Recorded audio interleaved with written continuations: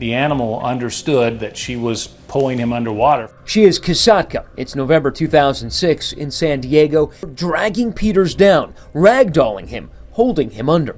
On November 2006, a senior trainer at SeaWorld San Diego was attacked during a show with Kasatka, a 17-foot female orca. The trainer had worked with her for years, but during the performance, Kasatka dragged him underwater repeatedly. The struggle lasted for nearly 10 minutes as the orca refused to release him.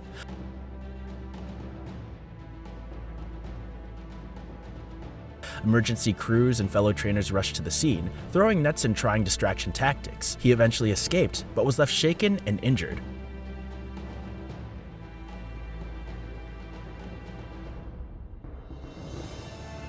SeaWorld later admitted that the whale had shown similar aggression before.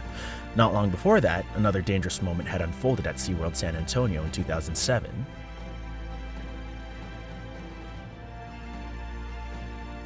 A trainer working with Quat, a 5,000-pound male, was suddenly pinned at the bottom of the pool.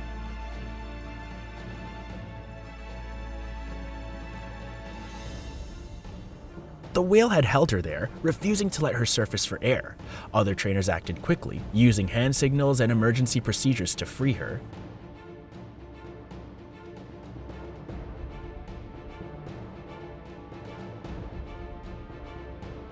She survived, but required medical attention for her injuries. But that's not it. A female trainer, Claudia Volhart, had her own terrifying brush with death in San Diego. The whole entire pod is to believe that one. I can believe it. I wonder why. They disbelieve it. Well, it's true. She was working with the orca Candu V when the whale clamped onto her foot. The animal dragged her around the pool, refusing to let go as she struggled to free herself. Something mentioned. I'll let me speak for myself. Colleagues scrambled to distract the whale until she finally released her grip. Volhart survived, but was left with serious injuries that ended her performing career. The 1990s brought more shocking scenes. Turning on and terrorizing the man who had been her performing partner and trainer for more than a decade. At Marineland in Antibes, France, a trainer named Frédéric experienced a violent attack from the orca Freya. During a training session, the massive whale dragged him under the water. Her performing partner and trainer for more than a decade. She grabbed him, dragged him underwater, twisted him. Witnesses said she repeatedly rammed and bit him while ignoring recall signs. He was eventually rescued but had deep wounds and broken bones.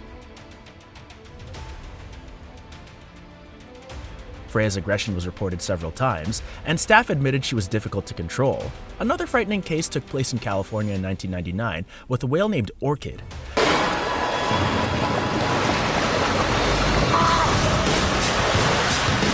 During a show at SeaWorld San Diego, Orchid grabbed her trainer's leg and dragged him into the pool. The trainer was tossed violently and held underwater as the crowd screamed.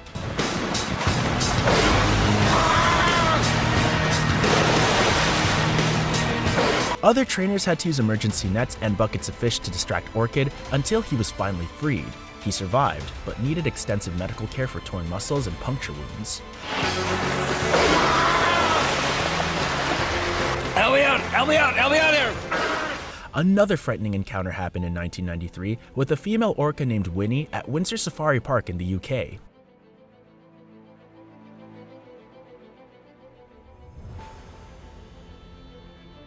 During a session, Winnie suddenly bit a trainer and tried to pull him into the water. He managed to break free, but the attack was enough to send him to the hospital with torn flesh and shock.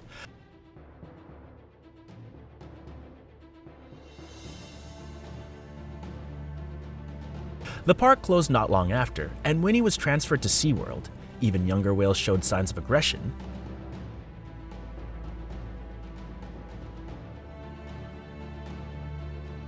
In the early 2000s, Shoka, a female at Six Flags Discovery Kingdom in California, turned on her trainer during a session. She refused signals and became aggressive, nearly dragging the trainer into the pool.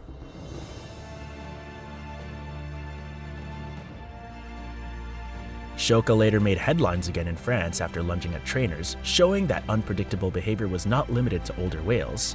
But the worst calls were never widely reported to the public.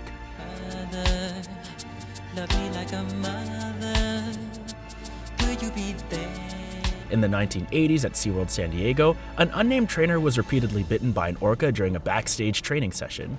The whale tore into wetsuits and flesh, leaving him bleeding heavily.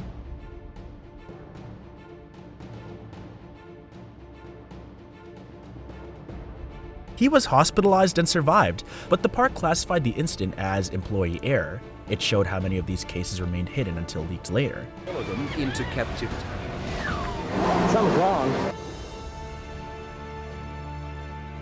In 1988, Kasatka, the same whale who attacked in 2006, showed her aggressive side early. She suddenly grabbed a trainer and dragged him under. Recorded moments where killer whales have snatched their handlers.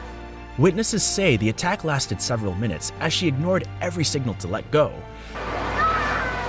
Tossed them about, refused to let them go. Trainers eventually forced her to release him, but not before he had suffered severe injuries. But what follows is even more scary. The highly publicized death of that trainer changed the future of orcas at SeaWorld. At SeaWorld San Diego in 1994, another male orca named Taku showed dangerous behavior during a rehearsal. On Sunday, SeaWorld San Diego will bring its theatrical orca show to a close after years of criticism and controversy. He pushed his trainer around the pool and nearly drowned him in front of staff. The whale's aggression was written into incident logs, but he continued to perform until being moved to another park. For years, the killer whale known as Chilicum was the star of the show at SeaWorld. I think he spent a lot of time in isolation. Taku's death in 2007 was from illness, but his history of aggression was long known among staff. Even outside the show pools, there were dangers. And saw a decline in its attendance and revenue. There you go. In 1983 at SeaWorld San Diego, a trainer cleaning a tank was suddenly attacked by an orca. The whale bit down on his leg and dragged him along the bottom of the pool. But the performances changed dramatically. Trainers are no longer allowed to swim with the whales. His co-workers managed to pull him out, but his leg was badly damaged. He survived, but the attack was largely kept out of public reports. There were also cases where whales worked together. Orca attacking great white sharks, and even hunting sperm whales. At Sealand of the Pacific, before the death of Kelty Byrne, other trainers had been harassed by the orcas.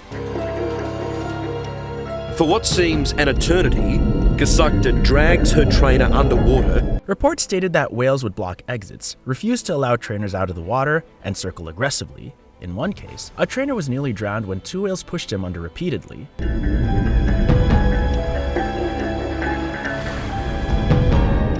These events were warnings that were not taken seriously. In the 2000s, another chilling case involved Kasatka once again. During a training session, she lunged at a male trainer and held him against the wall of the pool. Witnesses described the scene as violent and terrifying. We really understand how dangerous they are in the first place.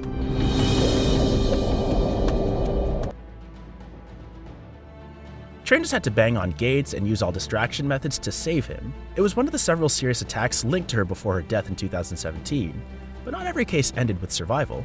The show had gone horribly wrong. In 1971, a young trainer at Marineland of the Pacific in California was killed by an orca during a training session. The whale grabbed him and refused to release him, dragging him under until he drowned. Ken Peters sees his chance. It was one of the first known fatalities involving an orca in captivity, and even as years passed, the pattern never stopped. He finally breaks away from her.